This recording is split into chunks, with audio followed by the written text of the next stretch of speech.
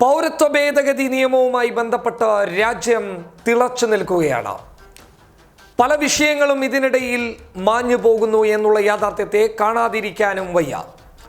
രാജ്യത്ത് 347 മണ്ഡലങ്ങളിലെ വോട്ട് മിഷനുകളിൽ ക്രമക്കേടുകൾ സംഭവിച്ചിട്ടുണ്ട് എന്ന് പറഞ്ഞ 2 NGOകൾ സുപ്രീം കോടതിയെ സമീപിച്ചിരുന്നു.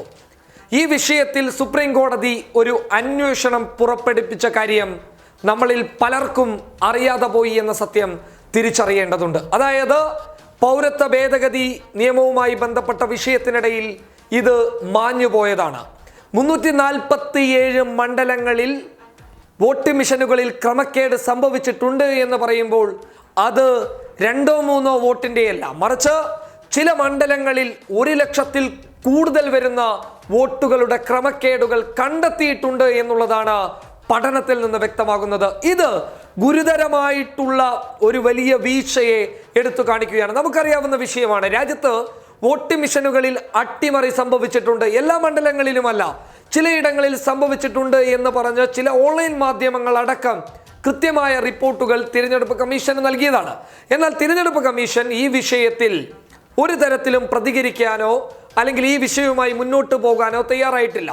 എന്നാൽ ചില മണ്ഡലങ്ങളിലെ കണക്കുകൾ പഠിക്കുകയും അവിടെ നടന്നിട്ടുള്ള വോട്ട് വ്യത്യാസത്തിന്റെ കണക്കുകളൊക്കെ ശേഖരിച്ച് 2 NGOകൾ സുപ്രീം കോടതിയെ സമീപിച്ചതിന് പിന്നാലെ സുപ്രീം കോടതി ഈ വിഷയത്തിൽ ഒരു അന്വേഷണം തന്നെ നടത്താൻ ഉത്തരവിട്ടിരിക്കുന്നു. 2020 ഫെബ്രുവരിയിൽ ഈ വിഷയത്തെക്കുറിച്ച് സുപ്രീം കോടതി കൃത്യമായ രീതിയിൽ ഒരു പഠനം നടത്തി മുന്നോട്ട് പോകുമെന്നുള്ള റിപ്പോർട്ടുകളാണ് ഇപ്പോൾ കടന്നു വരുന്നത്. ഒരു പക്ഷേ രാജ്യത്തെ തന്നെ പിടിച്ചു കുലുക്കുന്ന ഒരു വലിയ സത്യമായിരിക്കാം ചിലപ്പോൾ പുറത്തു വരാൻ വേണ്ടി പോകുന്നുള്ളത്. എന്നാൽ പൗരത്വ ഭേദഗതി നിയമവുമായി ബന്ധപ്പെട്ടിട്ടുള്ള ചൂടേറിയ ചർച്ചകൾക്കിടയിൽ ഇത് മാഞ്ഞു പോകാൻ അനുവദിച്ചു കൊടുക്കരുത്.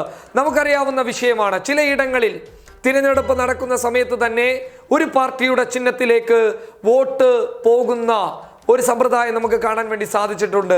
BJPയുടെ ചിഹ്നത്തിലേക്ക് ഏത് ചിഹ്നത്തിൽ കുത്തിക്കഴിഞ്ഞാലും BJPയുടെ താമര എന്ന് പറയുന്ന ചിഹ്നത്തിലേക്ക് വോട്ട് പോകുന്ന വിവരം നമുക്കൊക്കെ അറിഞ്ഞതാണ്. നമ്മളൊക്കെ അത് തത്സമയം കണ്ടതാണ്. അങ്ങനെയുള്ള ഒരു വലിയ സാഹചര്യത്തിൽ രാജ്യം മുന്നോട്ട് പോയിരുന്നിട്ട് പോലും തിരഞ്ഞെടുപ്പ് കമ്മീഷൻ മൗനമാണ് ഈ വിഷയത്തോട് പ്രതികരിക്കാൻ അവർ ഉപയോഗിച്ചിട്ടുള്ളത്. കാരണം അവർ മിണ്ടാതിരുന്നു എന്നുള്ളതാണ് യാഥാർത്ഥ്യം. എന്നാൽ 347 മണ്ഡലങ്ങളിലും ആകെ രേഖപ്പെടുത്തിയിട്ടുള്ള വോട്ടും എണ്ണിയ വോട്ടും തമ്മിൽ വ്യത്യാസമുണ്ട് എന്ന് പറയുമ്പോൾ അത് എത്രത്തോളം ഗുരുതരമായി നമ്മൾ കാണേണ്ടതുണ്ട്. കാരണം ഒരിടത്ത് 3 ലക്ഷം പേരാണ് വോട്ട് രേഖപ്പെടുത്തിയതെങ്കിൽ അവിടെ എണ്ണിയ വോട്ടുകൾ 3 ലക്ഷത്തിൽ കൂടുതലുണ്ട്. ഇതെങ്ങനെ വന്നു എന്നുള്ളതാണ് ചോദിക്കുന്നത്. എടുത്തു പറഞ്ഞു കഴിഞ്ഞാൽ ഉത്തർപ്രദേശ്, രാജസ്ഥാൻ, മധ്യപ്രദേശ് അങ്ങനെയുള്ള ഉത്തരേന്ത്യൻ മേഖലകളിൽ ഇത് വലിയ തോതിൽ കണ്ടെത്തിയിട്ടുണ്ട് എന്നുള്ളതാണ് ഈ 2 NGOകളുടെ പഠനം വ്യക്തമാക്കുന്നുള്ളത്. ഈ